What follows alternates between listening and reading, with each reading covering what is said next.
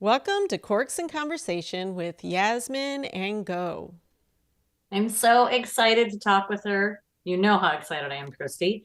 I had found her first book. Her name is Night, and I had used that as one of my recommendations for our GOB Rex last year, I think, Last in season season. 4. Yeah, and then we saw Yasmin at Thriller Thriller Fest, and she was one of the debut authors. And I'd gone there with the intention I wanted to meet her because I really loved her book so much. And I so, know, and I honestly, you turned me on enough that I read the book, and I don't always read your GOB Rex because I just don't mhm. have time. But I was like, yes, this is really good. Yeah, so we beelined it up to Yasmin, and she was kind enough to not think we were crazy and was like, "Yeah, I'll come on your podcast with you." So I'm thrilled to have her here today.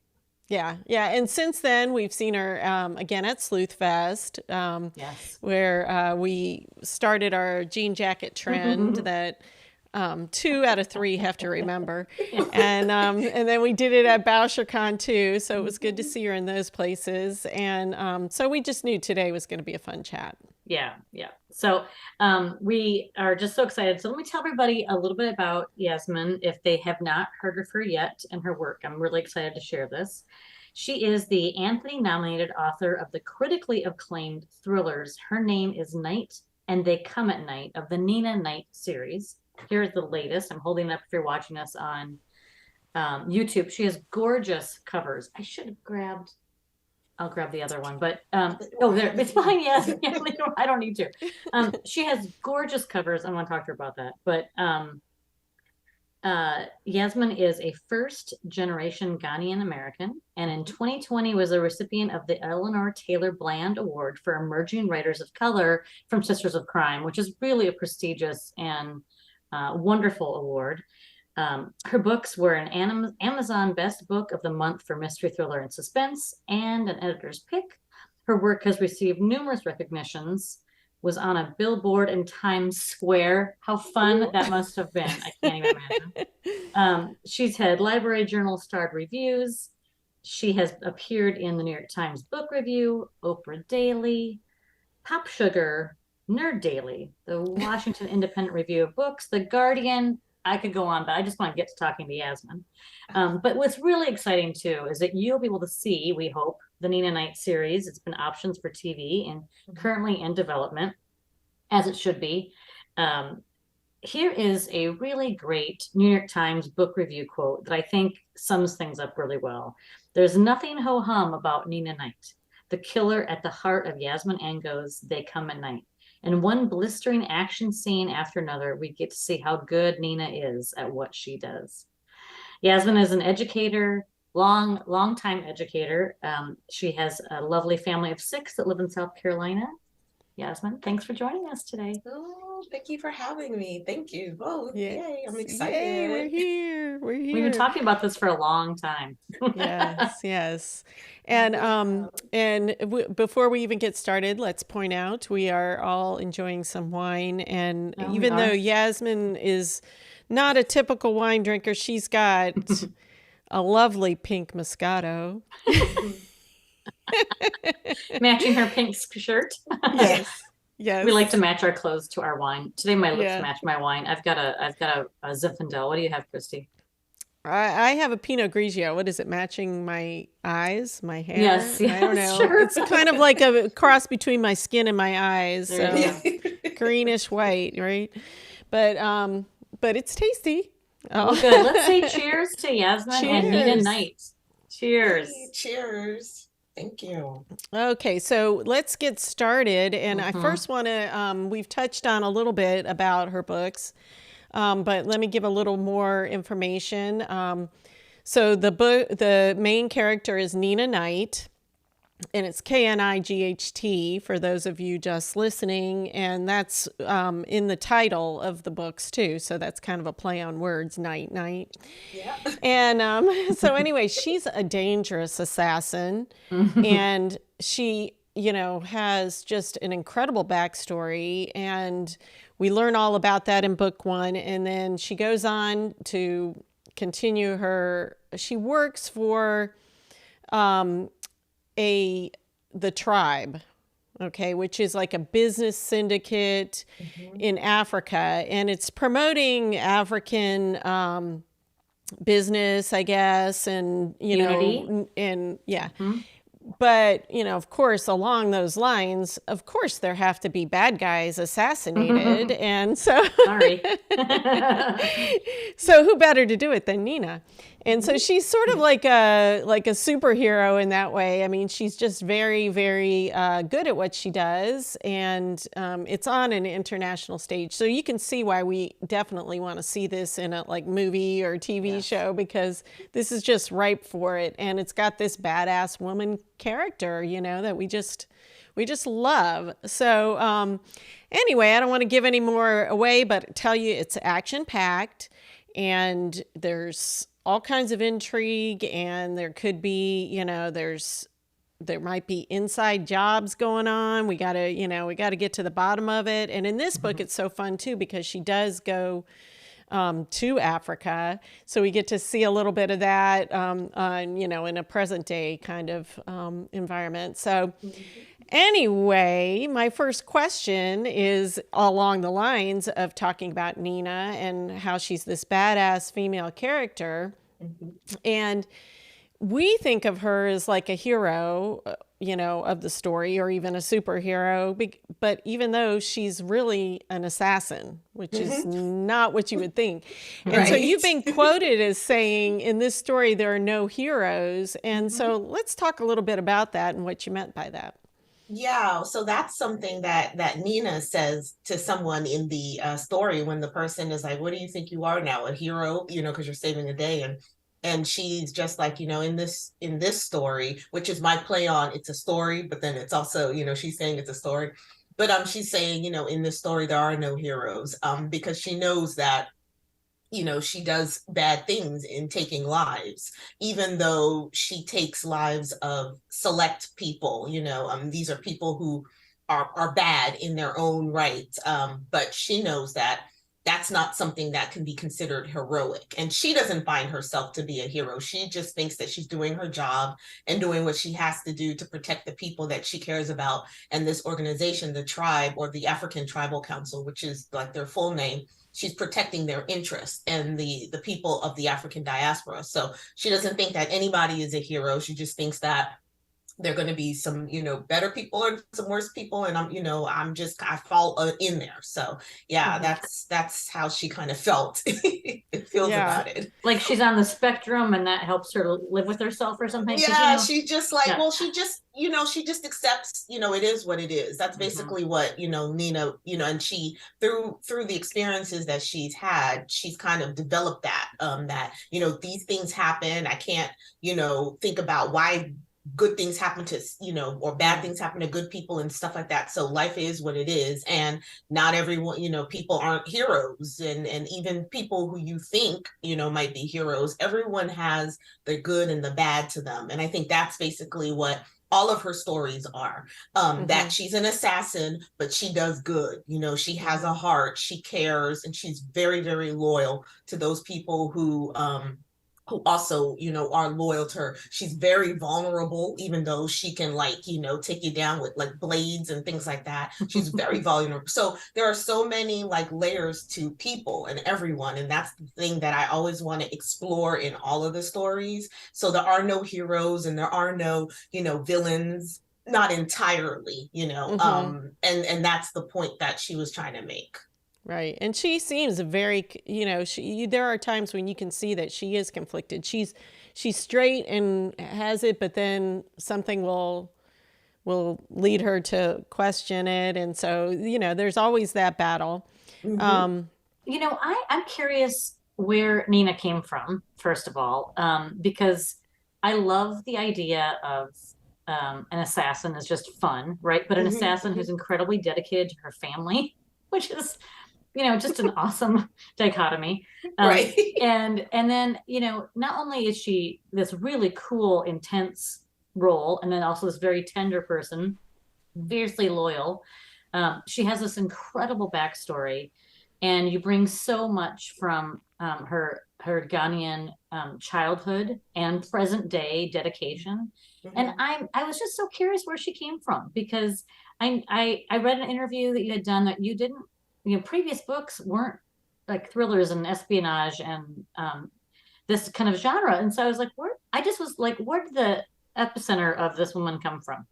Yeah, like it honestly came from because I just wanted to see, a woman like do that kind of stuff. And Yeah. at that time I wasn't reading anything where I saw women highlighted in that way. We were always the ones that were being saved. We were always the love interest, or we were always the girl Friday feeding the information to the hero, right? And I love those kinds of books and those kinds of movies, all of those but I just never saw women, and I especially never saw Black women or women from other countries, in that position, in the prime position as the protagonist, doing all of the saving and doing all these things. And I've said it before, I say it all the time because it's really, really true. I grew up watching my stepmother watching like Fred Astaire and Ginger Rogers, and so Ginger Rogers always like stood with me because she did everything that they did, right? And she even said it in an interview that I can do everything that the men can do, only backwards and in a dress or in heels. And I'm like, well, that's Nena. And so that's what I think in my head when I started writing her, was like, she's gonna be like the Ginger Rogers of assassins, and she's gonna do all these things that like John Wick and Liam Neeson and Bourne and all of those Jason guys. Bourne. I love the Bourne. Jason Bourne series, and Exactly. that's the first thing that I thought of when I cracked open your first book. I was like, this is so cool. And so, like you say, it's just so interesting because immediately when you say I read a book about an assassin, you immediately think of a man, you think of a white man. Now we're adding all kinds of cool layers. And so I loved that. I thought that was really neat.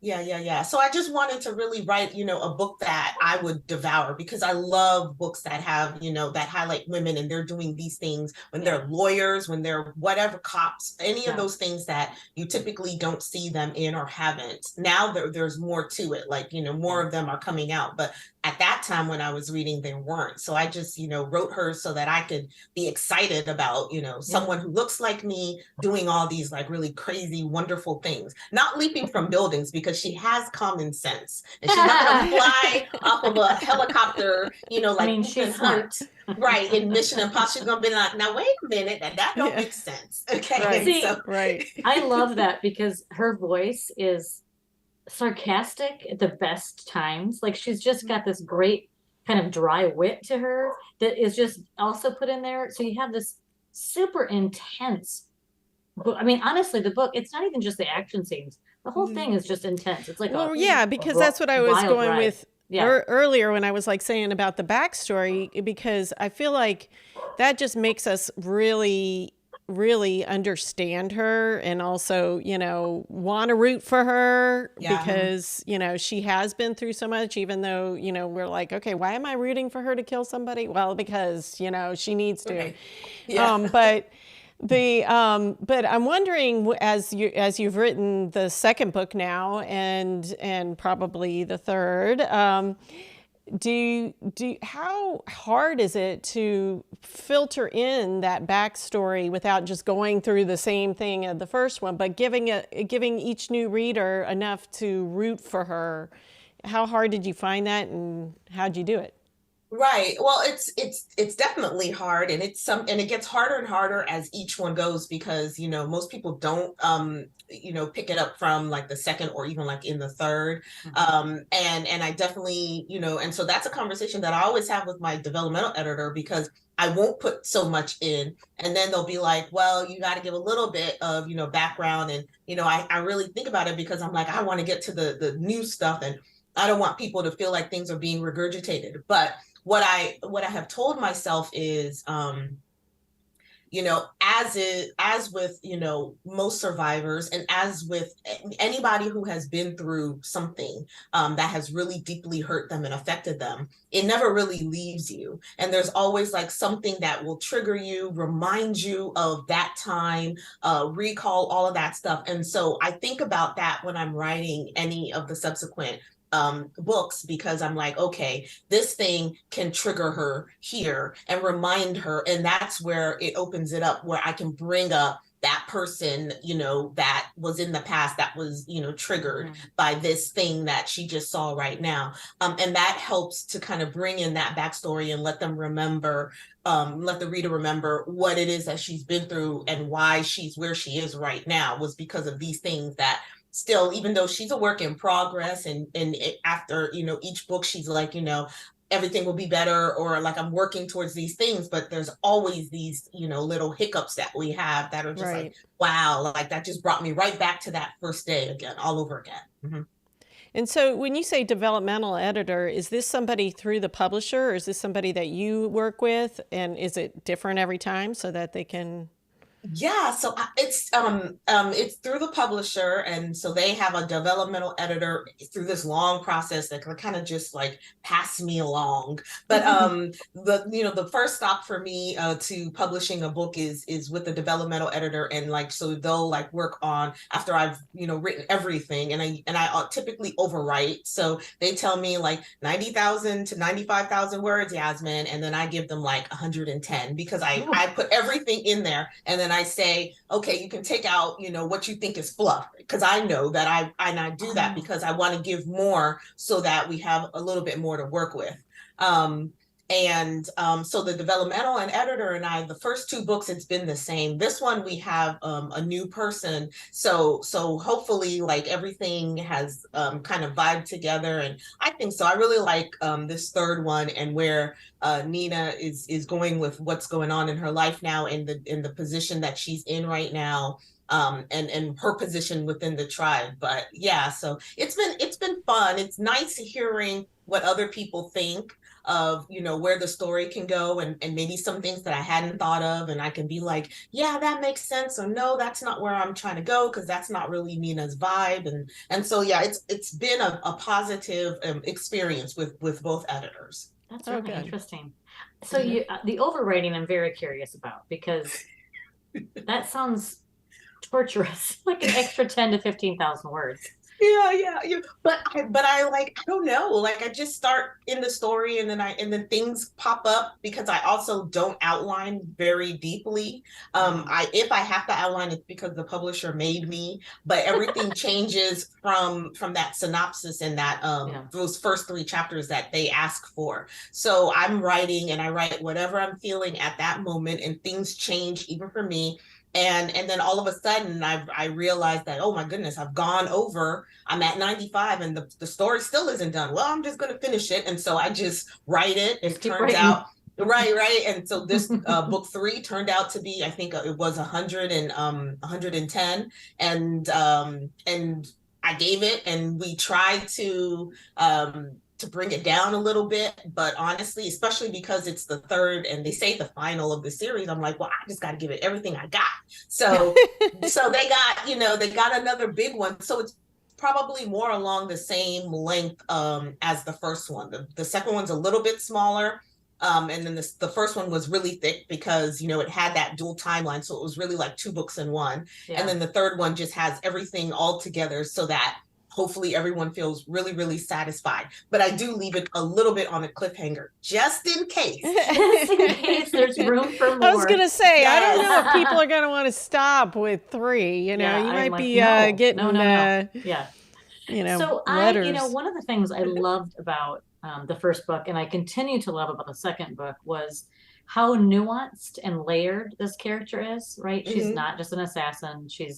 There's a little bit of a love story that it carries over from 1 to 2, which is really fun. I loved that way to explore, the wholeness of this character. Can she be whole in all the ways that you want to be as a woman? Yeah. Her family, her new family, her family of origin, her country of origin, and some really hard, real topics from her childhood. I was wondering how you kind of prepare to present this to your reader. I mean, did you think about, some triggering, really troubling things in her past, but they're very real. So you have to deal with it. How did you, and you must have thought about that. How did you prepare for that? Yeah, well, so as I was writing the first one, I didn't actually think about it. I was just writing like it was as if she was sitting right next to me and just telling me her Mhm. story. The one thing I did have to do was I did have to write her before, all of the befores first, because I needed the story for her to come to me in its entirety and not chopped up like I give it to the reader. So Mhm. I actually had to deal with that whole issue, everything at the same time, and with no let up. And then after I've written it, then as I'm trying to figure out how to like weave, the two of them, I'm like, well, I'm not going to do that to the reader. So they're going to have, and I can't even call the afters like levity, but they kind of are, because when she's with, like you said, when she's with Court, and when she's with even Georgia and her family, those are moments, and her best friend Kegel, those are moments of levity that the reader can have, that are, that they can have in That between those counterbalance. deep, Yeah. yes, that It's like a relief. counterbalance. You're like, oh, Right, because some of right. those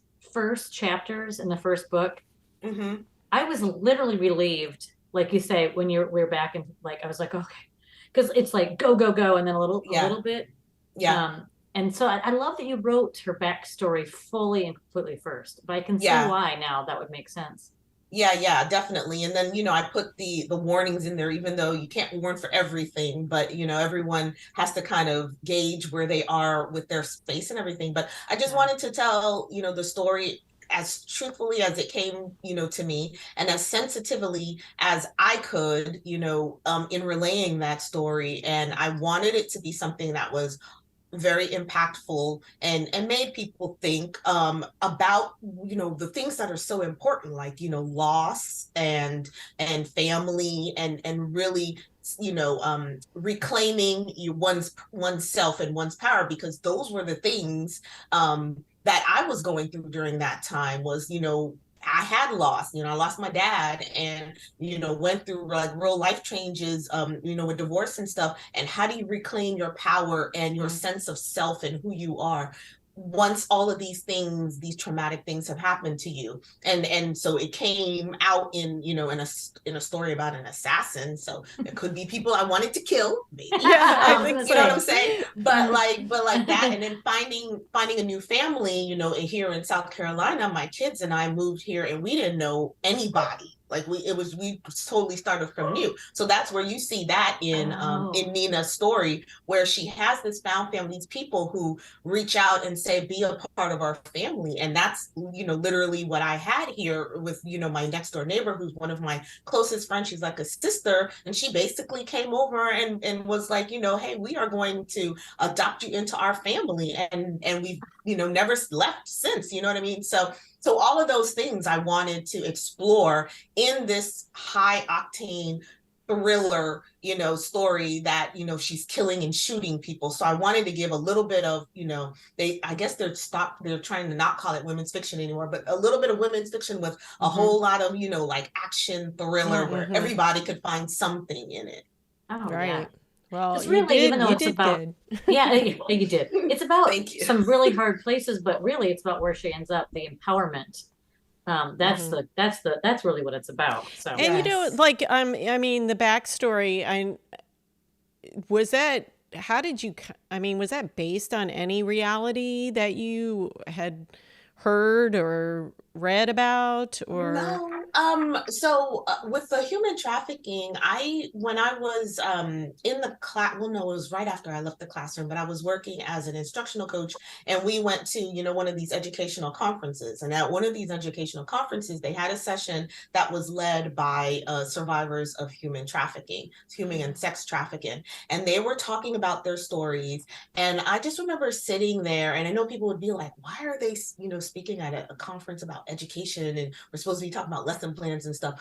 But like, they were talking about like their story, and they told their stories, and the stories, but I couldn't even tell you which one, what a story Right. was. What really resonated with me was their strength, and was, their beauty in how they have reinvented themselves to be just the people they want to be now. And they have all this stuff that has happened to them, but they use that to make them better and to make other people better and aware of these things that had happened to them and how easy and simply that it could happen to a young kid. And it could happen to a kid who is in, who is in Ghana in a little village. It could happen to a kid who is right next door to me here in South Carolina, in the most places that you wouldn't even, expect, there is human trafficking, and that just really resonated with me. But most of all was their strength. And I was like, man, I want to write about a woman that's strong like that. You know what I mean? That just through all of these things, no matter what life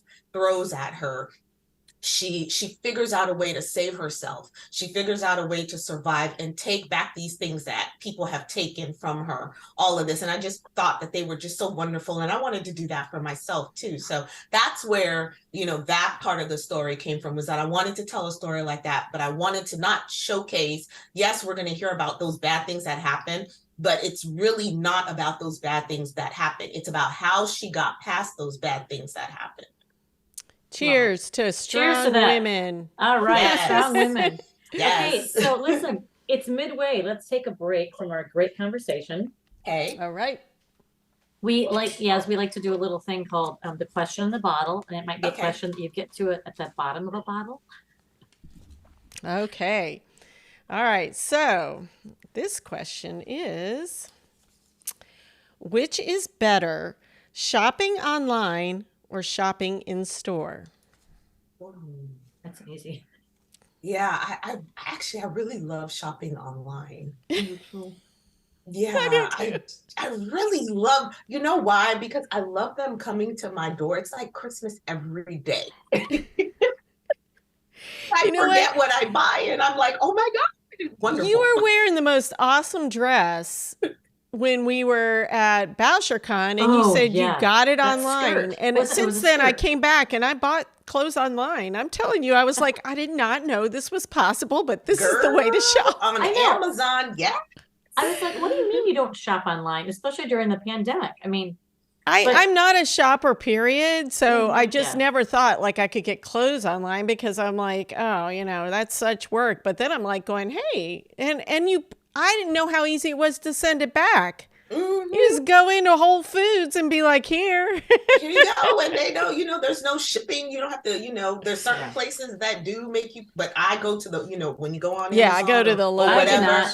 If I have to pay shipping, I will go somewhere else. Right, exactly. I am shipping adverse at this point. because you're so used to not having to pay shipping. Exactly. I will say, I really, I haven't been in the grocery store or like a big, like Target. I hardly ever go inside because, but yesterday I was doing some shopping at a small town boutique in town. And I thought, oh, this is so fun. Like, it felt so fresh because we went down to pick out some Christmas things. And so it seems like a novelty now. I'm so used to doing it online, That's so funny, Kathy, because I went into a little shop today, and like I said, I don't shop, but I went to meet somebody for lunch in our little, we have this like shopping street with restaurants, and I'm walking back, and I'm like, oh, there's a sale. I'm not going to say what I got because it might be a Christmas present for the sound engineer, but they were having a sale. He's like, oh, Mom. That's hilarious. And I was like, oh, I think I could get a few presents. I will say, I also, I was in Sioux Falls, which is our closest big town. I'm in a small town of like 28,000 people. And so I went to our big city of 100,000 people. And I know. And I was getting some Christmas presents, and Sephora was right there. I love Sephora now. I love Sephora, and they're having a sale. And so, oh my goodness, I know. And makeup is hard to buy online, right? And I will go to Sephora for that. But I hadn't been inside of Sephora since post-pandemic. And I remember when I was in there, like the shelves were almost empty. You know what I mean? Everything was fully stocked again. I could get whatever I needed. Like, my list was just checked off. It was so fun. Oh, I'm going to go to your Sephora, because down here in South Florida, the shelves can be hit or miss. Oh, yeah. You come on the day that they actually stock them or something. Yeah. It was fully stocked, and I got this cute little lip color. So I'm just saying. It looks great. Yes, I'm looking at it. Okay. So I I'm so thrilled for you, for your success. And Oh, thank you. it's just a delight to get to know you and hear all about this. But this is not, the last couple years isn't just when this started. You clearly must been writing for a long time before. Mm-hmm. And we talked about that you've been writing for on and off for 20 years. Mm-hmm. So your overnight success was 20 years in the, In the making, right? Can you tell us about that? Like, what is that like when you've been chipping away for so long and then all of a sudden things really start happening? Mm-hmm. What's Oh that like? gosh. Yeah, like, well, it's still like a whirlwind. I still can't believe it because it's, like you said, been so long coming. And especially if you're a mom or someone who has to, put what you want to the side, to take care of family and stuff. That's why I had to put, my work down for 20 years when I was in my 20s and newly married and the baby was just like a year. I was able to write, and this was like on the typewriter, and you had to snail mail and all that other stuff. And I was able to do that. And then when I was getting rejections and things like that, and my husband at the time was in the military, I had to put that away because I had to focus on my kid and also getting my degree while he was deployed, fighting the wars and things like that. So it was really a dream deferred for a long time, and then you kind of just forget. And you're going through your career and things like that. And so it's like I said, when I got, when I had the life change and the kids were a little bit older, and I was trying to figure out what can I do to like make what used to make me happy. And I couldn't remember like what made me happy. And then I was like, I still have my books that I wrote even when I was in middle and high school. They're still in there, like 70-page spiral notebook and stuff like that. And I was going through them and I was like, oh my gosh, I used to love writing and it brought me such joy. Let me try to pick that up and see if that could be kind of like my therapy or whatever. And it really was. And I was revising, the first full length book that I had written and things like that. And it made me like so happy. And so that's what, that is everything when I started doing that, and that book still didn't like really take off. And then I decided I was going to do like this Nena book and really highlight my culture and dedicate it to my dad who had just passed and that had devastated me. And so like that's something that really, it was like my therapy was writing Her Name is Night. And so it's all of that. And then when it finally came at the top of 2020 was when I decided I'm going to query this book and try to find an agent and see, if they'll say yes. And I still went through a whole lot of no's. I mean, I was rejected nearly 100 times off of Her Name is Night alone before I finally, and I started to really doubt myself.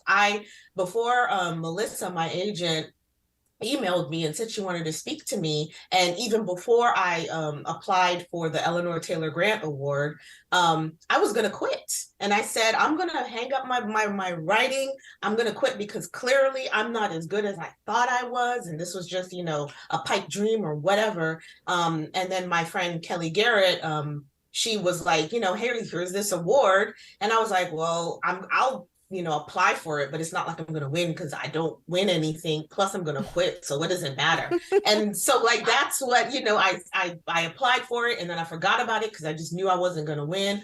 And then I was prepared to quit entirely. And then I got my email from Melissa. So when I got the email, I was like, wow, I can't believe it. Like, I guess maybe I'm not going to quit after all, so not today. Not today. And then literally a week after I speak to Melissa is when I hear that I won the award. And I'm like, man, what is this? And so when I say it's a whirlwind and I'm still kind of thinking, like, how did this happen?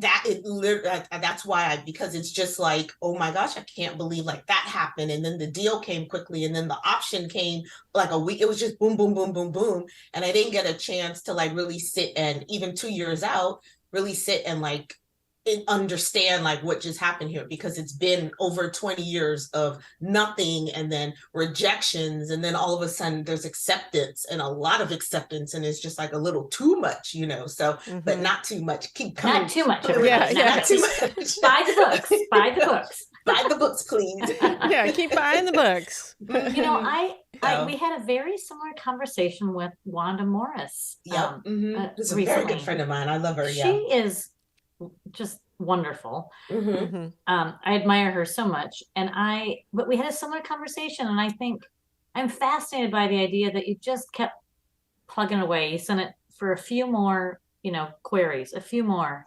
And I mean, nearly 100 rejections would be enough to be damaging. Yeah. Oh, for sure. Yeah. And so that's such an inspirational thing. And I think there's people who are going to be listening to this and they think, yep, I'm going to keep going. I'm just going to do that thing. Just like Kelly Garrett had said, you know what, you just do this one more thing. And you did. And look where it brought you. And if you hadn't, which would have been so easy too, I wouldn't be here. Yeah. And neither would Nena, which would be sad for all of us. Yeah.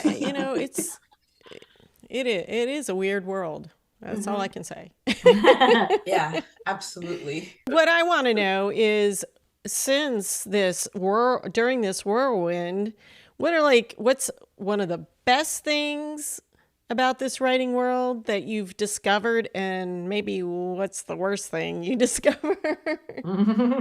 So the best thing is like meeting, people like y'all and becoming friends and being able to talk shop and talk books and like going to the conferences and just, intermingling with readers and colleagues and, reviewers and podcasters and things like that. That's the best thing. And to have people really read and receive the book and understand, the messages and themes that I was trying to, put in that story, and really understand that it's just more than this is just topical action thriller, shoot 'em up, bang, bang. You know what I mean? Like there's depth to it. And there's depth to Nena, and things like that. And also to see, women and Black women and African women in a different light than what's been shown all these years. And so like, that's what I achieve is like fierce women, period. I want that to be a norm. So like, those are the best things.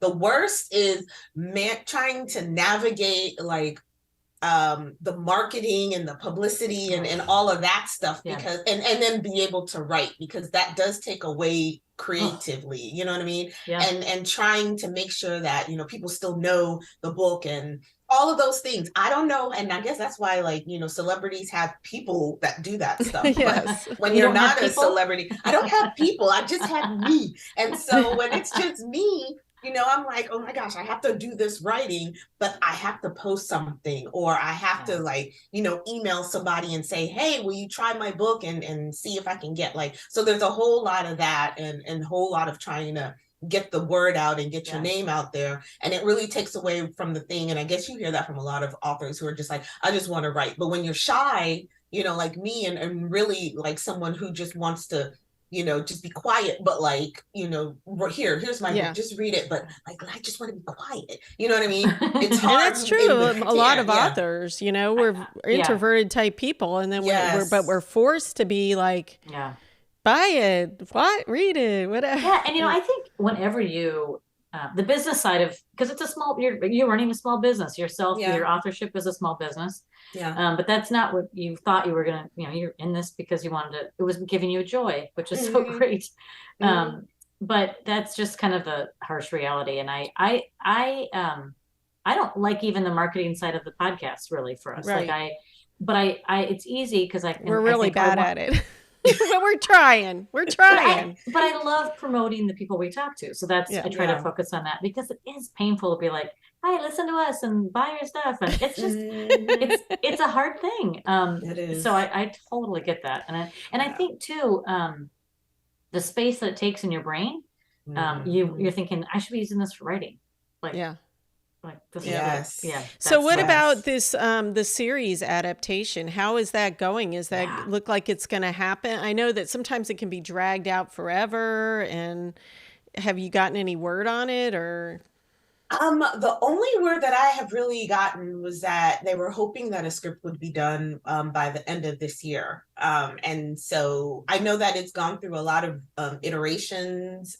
They're trying to make it there's a whole lot in that first book. And so figuring out how, and, with the whole back and forth and stuff. And so figuring out how to do that, smartly in a series and still reflect all the things that were in the book, so that people will be happy, I think has been maybe a little bit difficult. And so they've gone through a lot of notes and iterations. I haven't seen any of that, but that's what I've kind of been told. And then it's taken, a little bit of time, but they said by the end of the year, hopefully they'll have the script, and they're trying to package it so it's just not one episode, it's an episode and with the whole arc of the series. Exactly. So just trying to figure out the right arc and everything like that. So I look forward to it because they say that they're going to send me the script when it's done, and I'm just like, wow, that's really cool. And I've and I am okay. I haven't been any part of that. I was just like, when you guys like start filming and stuff, I just want to be there because I just want to see everybody, I'm not going to say a word. I'm not going to be, one of those. Wait, that's wrong. No. Right. Because they can have their adaptation because I have the actual book, that is the original. And that's the most healthy attitude to take. I would think from. And it's a blessing, right? It is such an honor, and for someone to say, hey, I want to adapt your book. So however you do it, you'll never hear me say, oh my gosh, that was horrible, because I am just so blessed that you wanted to do it. And so I'll take whatever, if you have Pee Wee Herman doing it, okay, well, it's going to be Pee Wee Herman, and he's going to be, shooting up some people, but that's okay. We're going to enjoy it anyway. It would be fun. That's a little extreme. I'm not sure about that. I might not be thrilled, but I have to say it is a cinematic book. Like I can't wait to see, like you said, I just can't even wait to see what they do with it. And I'm rooting for it too, because I think that once you get past that, something big like that, like this big transition where people, just can't help but seeing you and your writing, then it's going to be like, I don't feel like posting today. That's awesome. It's going to be that next step where you could be like, guess what? I don't have to post. I got people, people, or at least one person, and people still remember who I am. Half a person. You can share half of a person. Right. Exactly. Yeah. Someone who's better. But regardless, I think the books are great, and I think I can't wait for the next one. Thank you. Christie has a final question for you. Okay, already it's almost time. Goodness. Okay. I know. Time flies when you're having fun, right? Okay, so this is the final question that we ask all our authors, and it helps with our foodies out there. We call them our mysterious foodies, but I don't know if they call themselves that. Which of your characters would you like to share a meal with, and what would it be? Oh, that's an easy one. I would like to share a meal with Kegel, and it's going to be lemon pepper wings. Oh my gosh. I know the answer. I am so hungry for them right now. Yes. It has to be, because I think he's just the funniest person, and he is just the one that just doesn't care how inappropriate he is. Even his name is inappropriate, and he loves it and owns it. And so when you were talking about Nena being has that dry humor and things like that. What's funny is that she's really not, she doesn't even have the dry humor. She's just really on, like, she talks at very, like, if she doesn't understand something, she says, like when they were saying, oh yeah, we're going to IHOP, and she's like, you mean International House of Pancakes? And like, it's like she doesn't have humor. She's just so serious that it's humorous. Right, exactly. And she doesn't understand like American like idiom and things like that. And that actually comes from my mom, because that actual story is something that actually happened to my mom with her coworkers. And really? And so she still like, she still does things where you say something and she'll say the actual name, International House of Pancakes. Mom, you mean IHOP? And she's like, oh, is that what it is? And so, it's just really, really so funny. Cute. Does your mom live near you? She actually lives in Florida, so closer to you. Oh, Okay, she can come on over. Yeah. She lives on the I think the outskirts of Orlando. She says Orlando proper. That's what she always says. Orlando proper. I live outside of Orlando proper. And so That's awesome. good. So I'm That's like, a nice okay. area too. I That used is to live great. in Orlando, so Yeah. So Okay. so yeah. All right, yeah. Great. So I know that our listeners are going to want to know more about you. Where is the best place to reach out? So I'm still on Twitter, because that's just the easiest for me. So you can see me at Yaz a Writer on Twitter. And then I'm also on IG, so that's author_Yaz, or you can send me an email through my website, yasminangoe.com. I'm there too, or Facebook, I have an author page there. So all of those different places.